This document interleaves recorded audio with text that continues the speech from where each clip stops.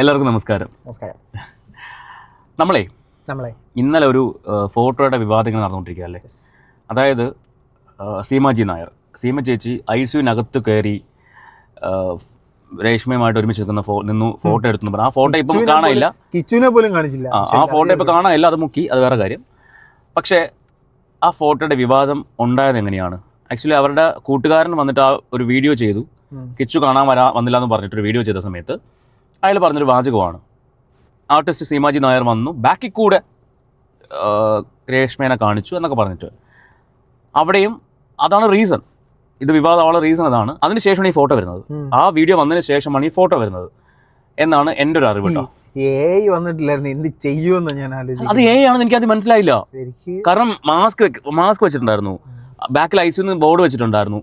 അപ്പൊ ആണെന്ന് മനസ്സിലായില്ല. ഒന്ന് സൂക്ഷിച്ച് നോക്കിയാൽ മനസ്സിലായിട്ടുണ്ടായിരുന്നില്ല. അപ്പോൾ ഞാൻ വിചാരിച്ചു ഇതെന്തെങ്കിലും ഐസിനകത്തൊക്കെ ഫോട്ടോ എടുപ്പിക്കോ എന്നൊരു ചിന്ത. അതും മെഡിക്കൽ കോളേജിൽ അങ്ങനെ ചെയ്യിക്കില്ല. അപ്പം ഞാൻ നോക്കിയപ്പോഴേക്കും ഇത് കുറേയധികം കമൻസ് വരുന്നു. അതുപോലെ തന്നെ ഇവരെ എഴുതി വെച്ചിരിക്കുന്നു, സീമ ചേച്ചി എന്നെ കാണാൻ വന്നു, പൈസ തന്നു, സഹായിച്ചു എന്നൊക്കെ പറഞ്ഞാൽ, മരുന്ന് മേടിച്ചു എന്നൊക്കെ പറഞ്ഞ് എഴുതി വെച്ചിരുന്നു. അപ്പോൾ വരാതെ അങ്ങനെ എഴുതി വെക്കില്ലല്ലോ. തെറ്റിദ്ധരിച്ചാൽ നമുക്കൊന്നും ചെയ്യാൻ പറ്റത്തില്ല. അത് നിങ്ങളെ രേഷ്മ വന്നൊരു വീഡിയോ എന്താ പറഞ്ഞറിയോ, ഏത് ബുദ്ധിയുള്ളവർക്കും മനസ്സിലാവാതെ സോറി ബുദ്ധി ഇല്ലാതായിപ്പോയി. നിങ്ങളുടെ അത്രയും കുരുട്ട് ബുദ്ധി ഞങ്ങൾക്ക് ഇല്ലാതായിപ്പോയി, സോറി. അല്ല, ഞാൻ ഒരു കാര്യം ചോദിച്ചിട്ടെ, അത് ആണെങ്കിൽ താങ്കൾ എന്തിനാണ് അതിനകത്ത് വന്നിട്ട് സീമൻ ചേച്ചി വന്ന് കണ്ടു എന്നും പറഞ്ഞൊരു സാധനം? എനിക്ക് വേറൊരു സംശയം, വേറൊരു മഹാൻ അവിടെ എത്തിയതായിട്ട് വേറൊരു ഫോട്ടോ കണ്ടു. മുകേഷ് നായർ. ആ പുള്ളിക്കാരന്റെ ഫോട്ടോയും അതും ആണെന്ന് തോന്നുന്നു. കാരണം അതിന്റെ ബാക്ക്ഗ്രൗണ്ട് ഇവരുടെ വീടിന്റെ ബാക്ക്ഗ്രൗണ്ട് അല്ല. രണ്ട്, അതെങ്ങനെ മനസ്സിലായി വെച്ചാൽ കിച്ചൻ്റെ ഒരു ഹോം ഡോർ ഉണ്ടായിരുന്നല്ലോ, ആ ഹോം ഡോർ കണ്ടു കഴിഞ്ഞാൽ മനസ്സിലാവും ഇവരുടെ ബാക്ക്ഗ്രൗണ്ടിൽ ആ സാധനം ഇല്ല, മറ്റേ ഒരു ലൈൻ പോലത്തെ സാധനം വരുന്നില്ല. രണ്ട് തുറന്നത് മുകേഷ് നായർക്ക് പുള്ളിയുടെ ബോഡി സ്ലിം ആയിപ്പോയി. നിങ്ങൾ ചെയ്യുമ്പോൾ അതൊക്കെ ഒന്ന് നോക്കി ചെയ്യണം. പിറ്റേ ദിവസത്തെ ബോഡി കുറച്ച് സൈസ് ഉണ്ട്. പിന്നെ മുകേഷ് നായർക്ക് അല്ല അങ്ങനെയല്ല, ഇന്നലെ സ്ലിം, ഇന്ന് തടി. ശരിക്കും മുകേഷ് നായരോട് സംസാരിച്ചിട്ടുണ്ട്. പുള്ളി ശരിക്കും ആളൊരു പാവട്ടോ, പുള്ളി നന്നായിട്ട് സംസാരിക്കുന്നുണ്ട്. പുള്ളി ഇത് അറിഞ്ഞു കാണുന്നില്ല. അല്ല, പുള്ളി ചെയ്ത് വീഡിയോ കോൾ ചെയ്തു. പുള്ളിയുടെ പ്രൊഫൈലും കണ്ടു ഞാനത്. പുള്ളിയുടെ പ്രൊഫൈൽ ഈ ഫോട്ടോ ഞാൻ കണ്ടു. ഞാൻ പറഞ്ഞു വന്നത്, ഈ പറയുന്ന ഫോട്ടോ ഇടുമ്പോഴും ഇവർ ചിന്തിക്കുന്നില്ല ഇത് എന്തിനു വേണ്ടിയാണ് ഇവർ ഇടുന്നതെന്ന്. എനിക്ക് മനസ്സിലാക്കാൻ കഴിഞ്ഞ കാര്യം, ഇത്തരം സെലിബ്രിറ്റീസ് ആയിട്ടുള്ള ആൾക്കാർ വരുന്നു, സഹായിക്കുന്നു, വരുമ്പോ ആരെങ്കിലും ഒക്കെ സഹായിക്കും, എല്ലാവരും വിളിച്ചു. എനിക്ക് ഇവരോടുള്ള ഏറ്റവും വലിയ ദേഷ്യം എന്താണെന്ന് അറിയോ, ഇവർ ബിഗ് ബോസിലെ കണ്ടസ്റ്റൻസിനെ എല്ലാവരും വിളിച്ചു, അങ്ങോട്ട് വിളിച്ചിട്ട് കാണണമെന്ന് പറഞ്ഞു. ഈ മുകേഷ് ചേട്ടനെ വിളിച്ചു, സീമ ചേച്ചി വിളിച്ചു, എല്ലാവരും വിളിച്ചു. എന്തുകൊണ്ട് ഇവർക്ക് കിച്ചുനെ വിളിക്കാൻ പറ്റിയില്ല? കിച്ചുനെ വിളിച്ചില്ല. കിച്ചുനെ വിളിക്കത്തില്ല. കിച്ചു 11 വർഷം ഞാൻ നോക്കി വളർത്തി. ആ ഒരു സാധനമാണ് ഇത്രയും പ്രശ്നങ്ങൾ ഉണ്ടാക്കിയത്. അല്ല, കിച്ചു അങ്ങോട്ട് പോയി കാണണം.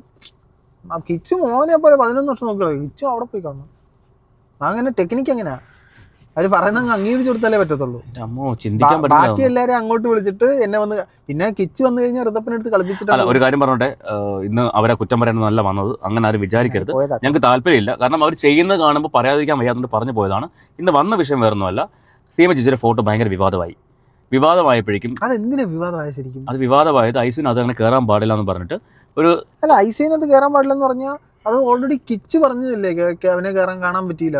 അവന് കാണാൻ പറ്റില്ല. അപ്പോഴേക്കും ഈ അൻഷാദ് ഇങ്ങനെ ഒരു വീഡിയോ ചെയ്തില്ലേ, സീമ ചേച്ചി ബാക്കിൽ കൂടെ കയറി കണ്ടു എന്ന് പറഞ്ഞില്ലേ. അവന് അതിന് കണക്കിന് കിട്ടിയില്ലേ? അവന് കണക്കിന് കിട്ടിയത് ഇപ്പോഴാണ്, ഇന്നലെയല്ലേ. ഞാൻ ചോദിക്കട്ടെ, ഈ ഫോട്ടോ രേഷ്മ പി തങ്കച്ചൻ, ഒരു മിനിറ്റ്, ഈ രേഷ്മ പി തങ്കച്ചൻ ഈ ഫോട്ടോ ഇട്ടിട്ട് 4-5 ദിവസമായി. അൻഷാദിനെ കുറിച്ച് അവർ പറഞ്ഞത് ഇന്നലെയാണ്. ഞാൻ ഇന്നലെയാണ് അൻഷാദിന്റെ വീഡിയോ കണ്ടെന്നാ പറഞ്ഞത്. എനിക്ക് അവനെ കുറിച്ച് ഓർക്കുമ്പോൾ അതേ വിഷമമുണ്ട്. സത്യം, അവരെ സപ്പോർട്ട് ചെയ്ത് തന്നെ. അതെ, ഈ രേണുവിന്റെ കൂടെ സജീനെ പോലും എതിർത്ത് അവൻ സംസാരിച്ചതാ. പക്ഷെ അവന് അട്ടുസൂപ്പ് കലക്കി കൊടുത്ത്. അവന്റെ ഫേസ്ബുക്ക് പോസ്റ്റ് ഉണ്ടല്ലോ കയ്യില്. ഇനി വേറൊരു കേസേ, ഇവര് ആത്മഹത്യ ചെയ്തില്ല എന്ന് പറഞ്ഞൊരു സംഭവം വരുന്നുണ്ട്. ആത്മഹത്യ ചെയ്തില്ല എന്ന് അവർ സ്റ്റോറി ഇട്ടു.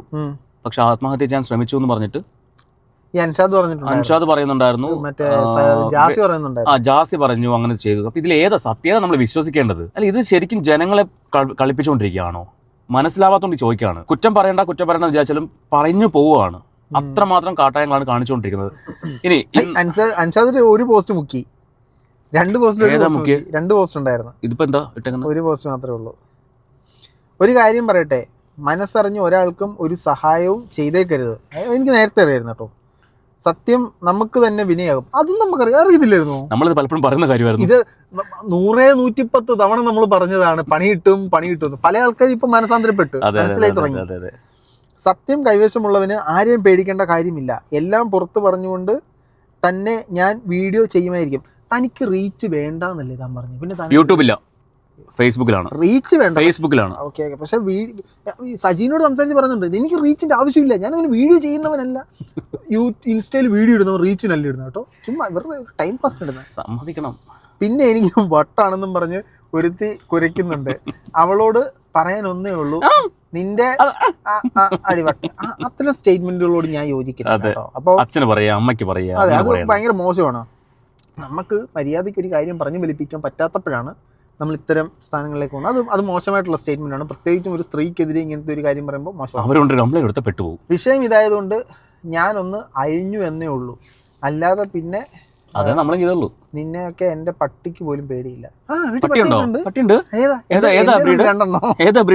വീട്ടിലൊരു ബീഗിളുണ്ട്. ഇത് 2 ഫോട്ടോ ഉണ്ടായിരുന്നു കേട്ടോ, ഒരെണ്ണം അതാണ് മറ്റേ കേസ് കൊടുക്കാൻ പാടില്ല ചോദിച്ചുള്ള സാധനം. ഞാൻ ഒരു കാര്യം ചോദിച്ചത്, നിങ്ങൾ ഈ മുക്കാനാണ് എന്തിനു പോസ്റ്റ് ഇടുന്നത്? ഭയങ്കര ധൈര്യം എന്ന് പറഞ്ഞുകൊണ്ട്, അല്ലെങ്കിൽ ധൈര്യം എന്ന് പറഞ്ഞു. ഞാൻ ഒരു പോസ്റ്റ് മുക്കിയിട്ടുണ്ട്, പക്ഷെ ഞാൻ മുക്കിയ പോസ്റ്റ് അല്ല, ഞാൻ ഇട്ട ആൾ അവർക്ക് പേഴ്സണലി ബുദ്ധിമുട്ടുണ്ടാകും റിമൂവ് ചെയ്യുമെന്ന് ചോദിച്ചപ്പോൾ ഞാൻ റിമൂവ് ചെയ്തിട്ടുണ്ട്. നിങ്ങൾ എന്തിനാ റിമൂവ് ചെയ്യുന്നത്? എന്നിട്ട് ഇപ്പുറത്തൊന്ന് മാസ് പഠിക്കും, ചപ്പാലും മറ്റേ നെഞ്ചത്ത് കത്ത് കുത്തിയാൽ വേണ്ടിയിട്ട് നിൽക്കും എന്നുള്ള മൈൻഡിൽ നിൽക്കും. എന്നിട്ട് ഞാൻ ഇന്നലെ ഈ സീമ ചേച്ചിയോട് സംസാരിച്ചു കേട്ടോ, അതാണ് നമ്മൾ സംസാരിക്കാൻ വന്നത്. സീമ ചേച്ചിയോട് സംസാരിച്ചത് ശരിക്കും സീമ ചേച്ചിയുടെ ഡയറക്റ്റ് നമ്പറിലേക്ക് അല്ല വിളിക്കാൻ പറ്റുന്നത്. അതായത് ചേച്ചിയുടെ ഒരു ഫ്രണ്ട് ഉണ്ട്, ഈ ഫ്രണ്ട് ബോംബെയിലാണ്. ഈ ഫ്രണ്ടിനെ വിളിച്ചിട്ട് ആ ഫ്രണ്ട് വഴിയാണ് ചേച്ചിയോട് സംസാരിക്കാൻ പറ്റുന്നത്. എനിക്കൊന്ന് ഷഫീന ചേച്ചി അങ്ങനെ ആയിരിക്കും സംസാരിച്ചിട്ടുണ്ടാവുക. സീമ ചേച്ചി ഒരിക്കലും ഇങ്ങോട്ട് വിളിക്കുമെന്ന് ഞാൻ വിചാരിക്കുന്നില്ല. കാശ് വരുന്നു, ലക്ഷങ്ങളൊക്കെ വരുന്നത് ഇല്ല, അത്രയില്ല, പോട്ടെ. ഒരു 5-6 മുമ്പിലൊരു 3 അത്ര വന്നിട്ടുള്ളൂ. ഇത് കട്ട് ചെയ്താൽ കൊല്ലും ഞാൻ ഇത് കട്ട് ചെയ്തെടുക്കും. താൻ തന്നെ എഡിറ്റ് ചെയ്യുന്നത് ഞാനല്ല, എന്നാ കുഴപ്പമില്ല. പറഞ്ഞു വന്ന കാര്യം, എനിക്കൊന്ന് ഷഫീന ചേച്ചിയും അങ്ങോട്ട് വിളിച്ചതായിരിക്കില്ല സീമ ചേച്ചി. ഈ പറഞ്ഞ ചേച്ചിയില്ലേ, ഈ ചേച്ചിയുടെ സീമ ചേച്ചിയുടെ ഫ്രണ്ട് വിളിച്ചിട്ടുണ്ടായിരുന്നു. ആ ഫ്രണ്ടാണ് വിളിക്കുന്നത്. ഫ്രണ്ട് വിളിച്ചിട്ട് ഇങ്ങനെ ചേച്ചിയുടെ പേരിൽ ഇങ്ങനെ ഒരു അലിഗേഷൻ നടക്കുന്നുണ്ട്, ചേച്ചി ഐസിയു കയറിയതുമായിട്ട് ബന്ധപ്പെട്ട്. അപ്പോൾ ചേച്ചി ഭയങ്കരമായിട്ട് വിഷമിച്ചിരിക്കുകയാണ്. ഇവർ ശരിക്കും പൈസ കൊടുത്തോ? ആർക്ക്? രേണുവിന് പൈസ കൊടുത്തു. ഇവരപ്പോൾ അവിടെ ചെന്നോ? പോയി. അവിടെ പോയി സംഭവിച്ച കാര്യത്തിലുള്ളൂ. ഞാൻ ചേച്ചിയോട് സംസാരിച്ചു. ഭയങ്കര അഭിക്തത ഈ സാധനം. ഞാൻ പറഞ്ഞുതരാം. അതായത് ചേച്ചി അവിടെ ചെന്ന് ഞാൻ സംസാരിച്ചപ്പോൾ എനിക്ക് അറിയാൻ കഴിഞ്ഞ കാര്യം, ആദ്യം ഈ സീമാജി നായർ ചേച്ചിയുടെ ഒരു ഫ്രണ്ട് ഉണ്ട്. ആ ഫ്രണ്ടിനോടാണ് സംസാരിക്കുന്നത്. ആ ഫ്രണ്ടാണ് ശരിക്കും ചേച്ചിയോട് കണക്ട് ചെയ്യുന്നത്. എങ്ങനെയാ? കോൺഫറൻസ് കോൾ ചെയ്താണ് സംസാരിക്കുന്നത്. അപ്പോൾ സംസാരിച്ചപ്പോൾ എനിക്കൊന്ന് മിക്കവാറും ഷഫീന ചേച്ചിയോട് അങ്ങനെ ആയിരിക്കും സംസാരിച്ചിട്ടുണ്ടാവും. അല്ലെങ്കിൽ ചേച്ചി സീമ ചേച്ചി ആരെയും ഈ ഒരു യൂട്യൂബേഴ്സിനെ അങ്ങോട്ട് വിളിക്കുമെന്ന് ഞാൻ വിശ്വസിക്കുന്നില്ല അക്കാര്യത്തിൽ. ഈ പറയുന്ന പോലെ ഈ ചേച്ചിയുടെ കൂട്ടുകാരി വഴിയാണ് കണക്ട് ചെയ്യുന്നത്. അപ്പോൾ കണക്ട് ചെയ്ത സമയത്ത് ചേച്ചി എന്നോട് പറഞ്ഞൊരു കാര്യം, ദൈവം ഞാൻ ഇത്തരം പേഷ്യൻസ്, ഈ ക്യാൻസർ പേഷ്യൻസ് ആയിട്ടുള്ള ആൾക്കാരെ, കാരണം ചേച്ചിയുടെ ഫാമിലിയിൽ ആരും അങ്ങനെ മരിച്ചിട്ടുണ്ട്. അതാണ് ചേച്ചി അത്തരം അസുഖമുള്ള ആൾക്കാരെ പെട്ടെന്ന് ക്യാച്ച് ചെയ്യാൻ ശ്രമിക്കുന്നത്. അപ്പോൾ ഇങ്ങനെ നന്ദു മഹാദേവ, ശരണ്യ, ആർട്ടിസ്റ്റ് ശരണ്യ, അങ്ങനെ ഒരുപാട് പേര് ചേച്ചി ഹെൽപ്പ് ചെയ്തിട്ടുണ്ട്. ഇത് സംഭവിച്ച കാര്യം രേഷ്മയുടെ കാര്യം അറിഞ്ഞപ്പോൾ ചേച്ചി അവരെ കോൺടാക്ട് ചെയ്തിട്ട് അങ്ങോട്ട് ചെന്നു. ഇവരെ നേരിട്ട് ചേച്ചിക്ക് നേരത്തെ പരിചയമില്ല. ഈ ഒരു അസുഖം ആയതുകൊണ്ട് ചേച്ചി വിളിച്ചു, അങ്ങോട്ട് ചെന്നപ്പം ഹോസ്പിറ്റലിൻ്റെ ഫ്രണ്ടിൽ അവരുടെ സിസ്റ്റർ ഉണ്ടായിരുന്നു. സിസ്റ്ററെ കണ്ടു, കയ്യിലൊരു എമൗണ്ട് ഉണ്ടായിരുന്നു, എമൗണ്ട് കൊടുത്തു. ചേച്ചി തിരിച്ചു വന്നു. പിന്നെ ചേച്ചി ആ വഴിക്ക് പോയിട്ടില്ല. ഇതാണ് സത്യം. ചേച്ചിക്ക് ഒരു യൂട്യൂബ് ചാനലുണ്ട്, പക്ഷെ അത് അധികം എപ്പോഴും വീഡിയോ ഇടുന്ന ചാനൽ. ചേച്ചി സോഷ്യൽ മീഡിയയിൽ അങ്ങനെ ആക്റ്റീവ് അല്ല.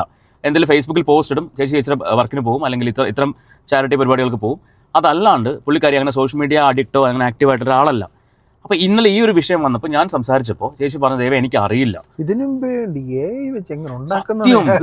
അത് മാസ്ക് വെച്ചിട്ട്, അത് എത്ര ക്രൂക്കഡ് മൈൻഡ് ആലോചിച്ചോണം, മനസ്സിലാവാതിരിക്കാൻ വേണ്ടി മാസ്ക് വെച്ചിട്ട്. ഞാൻ ഇന്നലെ എൻ്റെ വീഡിയോ പറഞ്ഞിരുന്നേ, മറ്റേ അക്ബറിനെ കൊണ്ട് പാട്ട് പഠിച്ചിട്ട് സാഡ് പാട്ട് തന്നെ പാടണം, അത് കൊളാബ് പഠിക്കണം. അപ്പം ഞാൻ തീർക്കാം. ഈ ഒരു വിഷയത്തിൽ നമ്മൾ ഒരു കാരണവശാലും ചേച്ചിനെ കുറ്റപ്പെടുത്താനേ പറ്റില്ല. കാരണം അവരൊരു നല്ല കാര്യം ചെയ്തത്. ശരിക്കും പറഞ്ഞാൽ ഈ ഒരു വ്യക്തി കാരണം എത്രയോ നല്ല നല്ല ആൾക്കാർക്ക് കിട്ടേണ്ട എത്രയോ സഹായങ്ങൾ ആൾക്കാർ കൊടുക്കാതിരിക്കുന്നു അല്ലേ. പലപ്പോഴും പല ആൾക്കാരും പറഞ്ഞു ഇനി ആരെ സഹായിക്കും. ഈ ബിഷപ്പ് തന്നെ പറഞ്ഞിട്ടുണ്ട്, കഴിഞ്ഞ ലാസ്റ്റ് വീഡിയോ പറഞ്ഞിട്ടുണ്ട്, നിങ്ങൾ ആരെങ്കിലും സഹായിക്കണമെങ്കിൽ സെലിബ്രിറ്റി സ്റ്റാറ്റസ്, ഇതുപോലെ സെലിബ്രിറ്റി ഇമേജ് ഉള്ള ഒരാളെയും സഹായിക്കാൻ പോകരുത് എന്നും പറഞ്ഞ വീഡിയോ അദ്ദേഹം പറഞ്ഞിട്ടുണ്ട്. അപ്പൊ എത്ര പേരുടെ മനസ്സിനാണ് മടിപ്പിക്കുന്നത്. എത്രയോ ഫിറോസ്ക പറയുന്നുണ്ട്. ഞാൻ ചോദിച്ചോട്ടെ, എൻ്റെ ഒരു സംശയമാണ്, നാട്ടിൽ ആദ്യമായിട്ട് ഈ അസുഖം വരുന്നൊരു വ്യക്തിയാണോ അവർ? നിങ്ങളൊന്ന് RCC ട്രിവാൻഡ്രത്ത് RCC വരെ വരാമോ? പല ആൾക്കാർ അവർക്ക് പൈസ കൊടുക്കണമെന്നൊന്നും പറയുന്നില്ല. പക്ഷേ അതിനേക്കാളും കഷ്ടപ്പാടും ദുരിതം അനുഭവിക്കുന്ന എത്രയോ ആൾക്കാർ ട്രിവാൻഡ്രം RCCയിലുണ്ട്. അവർക്കൊന്നുമില്ല അവർക്ക് ഇൻസ്റ്റാഗ്രാം ഇല്ല, അവർക്ക് യൂട്യൂബ് ഇല്ല, അവർക്ക് ഫേസ്ബുക്ക് ഇല്ല. ഇൻസ്റ്റാഗ്രാമിൽ 4 സ്റ്റോറി ഇടാന്ന് പറഞ്ഞാൽ അവർക്ക് 10,000 കൊടുക്കാൻ ആൾക്കാർ മറ്റേ കമ്പനികൾ വരും അല്ലേ, ഉറപ്പായിട്ടും പ്രൊമോഷൻ എന്ന് പറഞ്ഞാൽ അവരുടെ റീച്ച്, വിഗ് വെക്കാൻ വേണ്ടി. അതെ പറഞ്ഞില്ല, അതിനിപ്പോ അവിടെ ആള് വന്നു വെച്ചു കൊടുക്കാൻ വേണ്ടി. അപ്പൊ അവർക്ക് ബേസിക്കലി ഒരു ബിസിനസ്സുകാർക്ക് ഇതെല്ലാം ഓപ്പർച്യൂണിറ്റിയാണ്. അപ്പോൾ അവർ പറയുന്നു ഇപ്പോൾ മറ്റേ എല്ലാവരും സ്റ്റോറിക്കകത്ത് ഇത്ര റിവ്യൂ ഉണ്ട്, റീച്ച് ഉണ്ടെന്ന് കാണിച്ചു കഴിഞ്ഞാൽ ഒന്നും വേണ്ടല്ലോ. നിങ്ങളൊരു ബിസിനസിന്റെ പ്രൊമോഷൻ എനിക്ക് കൊളാബടി ഞാൻ അക്സെപ്റ്റ് ചെയ്യാന്ന് പറഞ്ഞാൽ രേണുവിന് പൈസ കിട്ടും. അപ്പൊ അവർക്ക് പൈസ ഉണ്ടാക്കാൻ ബുദ്ധിമുട്ടില്ല. സാധാരണ ഈ വീഡിയോ കാണുന്ന സോഷ്യൽ മീഡിയയിൽ അത്രയും ഇതില്ലാത്ത ആളുകൾക്ക് അറിയില്ല ഇതിന്റെ പൊട്ടൻഷ്യൽ. എത്രയോ ആളുകൾ ഫേസ് വാല്യൂ ഉള്ളവർക്ക് ഒരുപാട് ഓപ്പർച്യൂണിറ്റീസ് വരും. ഇപ്പൊ തന്നെ ആ ഒരു മകൻ രണ്ട് കുട്ടികൾക്ക് വേണ്ടി 32 കോടി രൂപയാണ് മലയാളികൾ ഒന്നടങ്കം ശ്രമിച്ച് കിട്ടിയത്. അപ്പൊ ഇത്തരത്തിൽ ചില ആൾക്കാർ ഒരു പോസ്റ്റോ സ്റ്റോറി ഇടുമ്പോഴേക്കും ലക്ഷങ്ങൾ കൊടുക്കാൻ ആൾക്കാരുണ്ട്. അപ്പോൾ എനിക്ക് മനസ്സിലാവാത്ത പാവങ്ങളായിട്ടുള്ള ഒരു ഗതിയും പരഗതിയില്ലാത്ത ആൾക്കാരുണ്ട്. അവരെ സഹായിക്കാൻ എത്ര പേര് പോകുന്നുണ്ട്? ഇപ്പൊ ഈ പറഞ്ഞ 1000-10,000 ഒക്കെ കൊടുത്ത ആൾക്കാരിൽ എത്ര പേര് അവർക്ക് കാശ് കൊടുത്തിട്ടുണ്ട്? ഞങ്ങൾ കൊടുത്തിട്ടുണ്ട്, കുറച്ച് പേർക്കെങ്കിലും, ഒരാൾക്കെങ്കിലും കൊടുത്തിട്ടുണ്ട്. അപ്പോൾ അത് അങ്ങനെ ചെയ്യാൻ ശ്രമിക്കുക. അല്ലാണ്ട് സെലിബ്രിറ്റി ഇമേജ് ഉണ്ടെന്ന് വെച്ചിട്ട് അവർക്കല്ല പൈസയ്ക്ക് അത്യാവശ്യമുള്ളത്. ഇവർക്ക് കൊടുക്കണമെന്ന് ഞാൻ പറയുന്നില്ല, പക്ഷേ പാത്രം അറിഞ്ഞ് വിളമ്പുക, അത് പറയാനുള്ളൂ. ഇവിടെ സീമ ചേച്ചിയെ ഒരു കാരണവശാലും നമുക്ക് കുറ്റം പറയാൻ പറ്റില്ല. കാരണം അവരിത് നിരന്തരം ചെയ്തുകൊണ്ടിരിക്കുന്ന ഒരാളാണ്. നിരന്തരം ഒരുപാട് പേര്, 1-2 പേരൊന്നും അല്ല, ഒരുപാട് പേര് അവരെ ഹെൽപ്പ് ചെയ്യുന്നുണ്ട്. ആ കൂട്ടത്തിലൊരാൾ അത്രമാത്രമേ ഉള്ളൂ. അല്ലാണ്ട് ഒരു പ്രിവിലേജും ഒരു എന്താ പറയുക, ഒരു എക്സ്ട്രാ ഒരു സംഭവം അവർ ഇവരിൽ കണ്ടിട്ടല്ല പോയത്. കഷ്ടപ്പെടുന്ന ഒരാൾക്കൊരു കൈത്താങ്ങ്, അതിന് നല്ലൊരു പണി അവർക്ക് കൊടുത്തു. അത് പറയാണ്ടിരിക്കാൻ വയ്യ. എന്നിട്ട് ഇന്നലെ വന്ന് പറയുവാണ് ഞാൻ ഇന്നാണ് അത് അറിയുന്നത്, ആ വീഡിയോ വന്ന കാര്യം. അത് എങ്ങനെ എനിക്ക് മനസ്സിലാവുന്നില്ല. ഇത്രയും സോഷ്യൽ മീഡിയയിൽ ആക്റ്റീവായിട്ട് നിൽക്കുന്ന ഒരാൾ ഇന്നലെയാണ് അറിയുന്നത് ഈ അൻഷാദ് വീഡിയോ ചെയ്ത കാര്യം. അതെ, ഇവരവിടെ എത്തിയ കാര്യം അൻഷാദ് എങ്ങനെ അറിയുന്നത്? ഉടനെ തന്നെ അൻഷാദ് വീഡിയോ ഇടുന്നു, ഇങ്ങനെ ഈ ഒരു കിച്ചൂടെ കാര്യം പറഞ്ഞിട്ട് അങ്ങനെ വീഡിയോ ഇടുന്നു. ചിന്തിക്കാൻ പറ്റില്ല എത്രമാത്രം മാനിപ്പുലേഷൻ ആണ് നടന്നുകൊണ്ടിരിക്കുന്നത്. സൊസൈറ്റി ശരിക്കും മാനിപ്പുലേറ്റഡ് ആയി കഴിഞ്ഞു ഈ ഒരു കുറച്ച് ആൾക്കാർ കാരണം. അതിനെ താങ്ങാൻ കുറേ ആൾക്കാർ, അതിനെ വെളുപ്പിക്കാൻ കുറേ ആൾക്കാർ, കുറ്റം പറയാൻ കുറേ ആൾക്കാർ പറയുമ്പോൾ എല്ലാം മനസ്സിലാവുന്നില്ല കേട്ടോ സത്യം. ഇപ്പം ഒരു കാരണവശാലും സീമ ചേച്ചീനെ കുറ്റം പറയാൻ പറ്റാത്തൊരു കാര്യമാണ് ഈ വിഷയത്തിനകത്ത്. അവർ നിരപരാധിയാണ്, അവർ പെട്ടുപോയതാണ്. ഞാൻ പറയുന്നത് എനിക്ക് വിയോജിപ്പുള്ളത് ഈ അൻഷാദിനോടാണ്. പുള്ളിയുടെ പേജിൽ ഫോട്ടോ വീഡിയോ വരുമ്പോൾ അപ്പം തന്നെ സേവ് ആകാൻ പരിപാടി ഉണ്ട്. 10 മിനിറ്റ് കഴിഞ്ഞ് പുള്ളി ഡിലീറ്റ് ചെയ്തോളെ. പിന്നെ നിങ്ങൾ എന്തിനാണ് ഈ അഭിപ്രായം പറയുന്നത്? ഒരാൾ പറയുന്നത് രേണു അത് പറയുന്ന രീതി, രേണുദേ മറ്റേ ഒന്ന് കയറി തൂങ്ങിട്ടോ, എന്ത് ലാഘവത്തോടെ ഇത് പറയുന്നത്. അപ്പോഴേക്കും അടുത്ത സ്റ്റോറി വരുന്നു, ആരെങ്കിലും വീഡിയോ ചെയ്ത് ഞാൻ ആത്മഹത്യ. ഒരു കാര്യം ഞാൻ ചോദിച്ചോട്ടെ, രേണു കയറി തൂങ്ങി എന്ന് പറഞ്ഞാൽ മറ്റേ കെട്ടിടുന്ന സാധനം, അതെ, ഇതും വെച്ചോണ്ട് അവർക്ക് ആ ശക്തിയിൽ ചെയ്യാൻ പറ്റില്ല. പോട്ടെ, അതിനുശേഷം ചെയ്ത വീഡിയോക്കകത്ത് എവിടെയെങ്കിലും കഴുത്തിലൊരു മാർക്ക് കണ്ടോ? നിങ്ങൾ ഈ കെട്ടിന്റെ മാർക്ക് കണ്ടോ? ഇനി ചെയ്തെന്നിരിക്കട്ടെ. അല്ല, ചെയ്തില്ലെന്ന് രേണു പറയുന്നത് ചെയ്തില്ല എന്ന് ജാസി പറയുന്നു ചെയ്തു. ബാക്കിയുള്ള നിങ്ങളൊക്കെ എന്തിനാ കള്ളം പറഞ്ഞു? ഞാൻ രേണു പറയുന്നത് ഞാൻ വിശ്വസിച്ചു. സജീന പറഞ്ഞു ചെയ്തില്ല എന്ന്.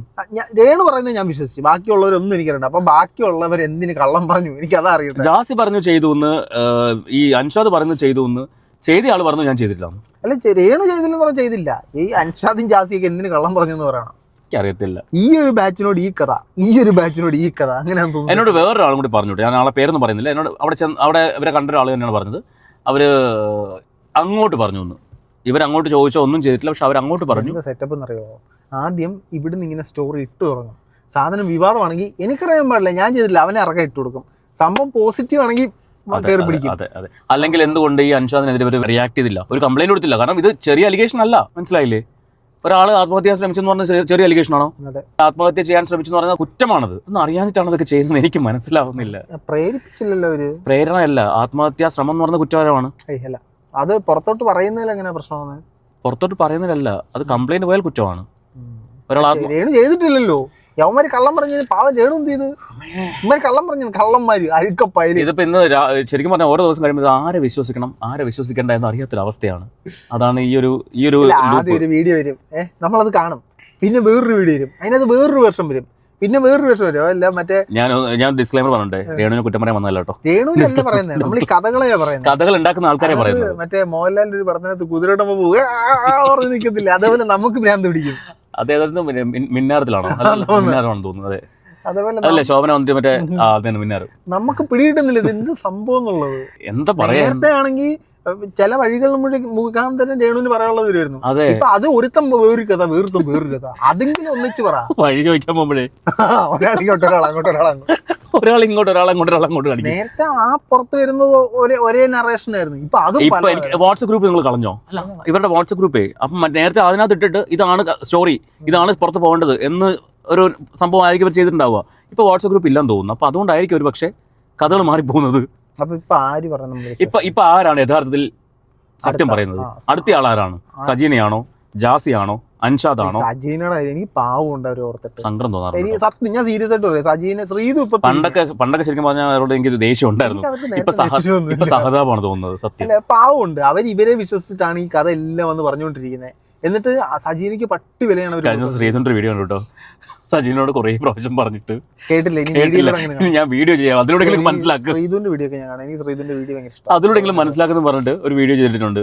അവര് കാര്യങ്ങൾ പറയുന്നുണ്ട് വ്യക്തമായിട്ട്, പക്ഷെ അവർക്ക് എന്തൊക്കെയോ പറയണമെന്ന് ആഗ്രഹമുണ്ട്, എന്നാ പറയാൻ പറ്റുന്നില്ല.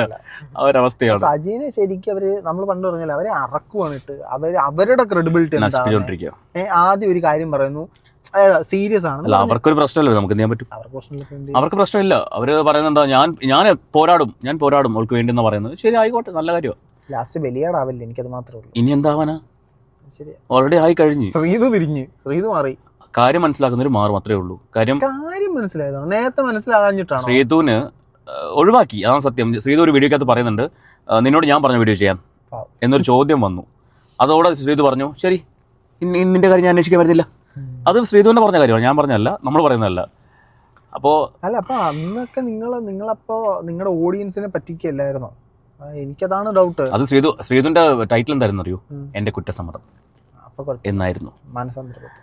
ശ്രീതുവിന്റെ വീഡിയോ ഞാൻ കാണും കേട്ടോ. അത് കണ്ടിരിക്കാൻ കുറച്ചും കൂടെ ഇൻട്രസ്റ്റിംഗ് ആണ്. ഇപ്പൊ ഒരുപാട് പോയിന്റ്സുകൾ ആള് പറയുന്നുണ്ട്. എന്തെങ്കിലും പറയാൻ കിടക്കുന്നുണ്ടാവും, പറയൂ, ഞാൻ പ്രോത്സാഹിപ്പിക്കാം. ഇന്ന് ശ്രീധുന്റെ ഒരു വീഡിയോ വന്നു കേട്ടോ.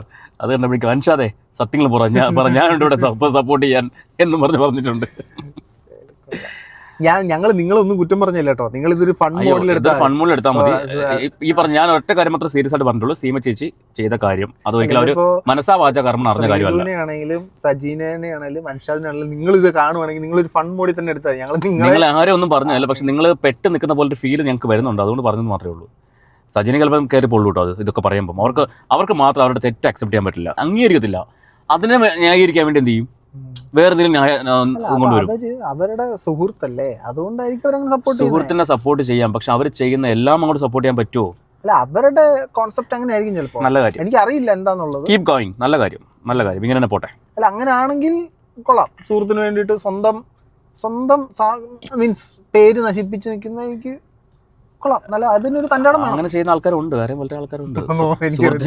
സുഹൃത്തിന് വേണ്ടി ഞാൻ വലിയ ആളായിക്കോളാം. എനിക്കറിയത്തില്ല, എന്റെ സുഹൃത്തുക്കളൊക്കെ എന്നെ പിടിച്ചിട്ട് കൊടുക്കാറുള്ളൂ. എനിക്കറിയാൻ പാടില്ല. അത് തന്നെ എനിക്കിട്ട് താങ്ങിയതാണോ? കൊണ്ടോ എവിടോ ചെറുതായിട്ട്. ഓക്കെ, അപ്പോൾ വേറെ പ്രത്യേകിച്ചൊന്നുമില്ല. സോ എല്ലാവരും നന്നായിട്ടിരിക്കട്ടെ, അവരുടെ അസുഖം പെട്ടെന്ന് ഭേദമാവട്ടെ. ഒന്നും ഈ പറയുന്ന പോലെ ആൾക്കാരെ വെറുപ്പിക്കാതിരിക്കട്ടെ എന്ന് മാത്രം പറയാനുള്ളൂ. ശരിക്കും രേണു ഉറപ്പിക്കുന്നില്ലെന്നേ, എനിക്കതൊന്നും അഭിപ്രായമില്ല. രേണു എന്താ ഉറപ്പിക്കുന്നത്? രേണു ഒന്നും ചെയ്യുന്നില്ല. രേണു 2 ഡാൻസ് ഒക്കെ കളിച്ച് നടക്കുന്നേ ഉള്ളൂ. രേണുവിനെ കുറിച്ച് ഞാൻ ഈ ഇടയ്ക്ക് വേറൊരു കാര്യം കേട്ടു. ഈ മെഡിക്കൽ കോളേജിൽ കുറെ അധികം കുട്ടികൾ ട്രീറ്റ്മെന്റിന് തയ്യാറാവുന്നില്ലെന്ന് പറഞ്ഞിട്ട് പേടിച്ചിട്ട് തയ്യാറാവുന്നില്ലെന്ന് പറഞ്ഞു. അതായത് മുടി പൊഴിഞ്ഞു പോകുന്നു, ഓർമ്മ നശിക്കുന്നു, അല്ലെങ്കിൽ പശപശ പോയിരുന്നു, ഇങ്ങനെ കുറെ കാര്യങ്ങൾ പറയുമ്പോൾ ട്രീറ്റ്മെന്റിനോട് ആൾക്കാർക്ക് പേടിയാവുന്നുണ്ട്, പേടിച്ച് നിൽക്കുന്നുണ്ട് ഒരുപാട് ആൾക്കാർ. അപ്പം അങ്ങനെയുള്ള മെസ്സേജുകളൊക്കെയാണ് പുറത്തോട്ട് പോകുന്നത്. അത് അവരുടെ മാനസികാവസ്ഥ വെച്ച് അവർ പറയുന്നതായിരിക്കാം. പക്ഷേ അല്ല, അതിനകത്തും രേണുവിന്റെ തെറ്റ് പറയാൻ പറ്റില്ല. അവർക്ക് ആകെയുള്ളൊരു റവന്യൂ സോഴ്സ് ഇപ്പോൾ. അല്ല, അതാ പറഞ്ഞത്, ആ മാനസികാവസ്ഥ വെച്ച് പറയാം. പക്ഷേ ഈ എഡിറ്റ് ചെയ്യുന്ന നമുക്ക് അതൊന്ന് അഡ്ജസ്റ്റ് ചെയ്ത് എഡിറ്റ് കൊടുക്കാമല്ലോ. പക്ഷെ അതൊന്നും അല്ല ചെയ്യുന്നത്. ഇവരിപ്പോൾ എന്ത് പറയുന്നോ അത് അതുപോലെ അങ്ങോട്ട് ചെയ്യാം. അല്ല, അവരിപ്പോൾ നാളെ പറയും എനിക്ക് ഓർമ്മയില്ലായിരുന്നു, അല്ലെങ്കിൽ എന്റെ അന്നത്തെ മാനസികാവസ്ഥയായിരുന്നു എന്ന് പറഞ്ഞു. അങ്ങനെ പറയാൻ പറ്റുള്ളൂ. ഓക്കെ, എഡിറ്റ് ചെയ്തോ. അപ്പോൾ നമുക്ക് അടുത്ത വീഡിയോയിൽ വീണ്ടും സന്ധിക്കും വരെ. Master mind Manu, Dev D coats. പറ. ബൈ.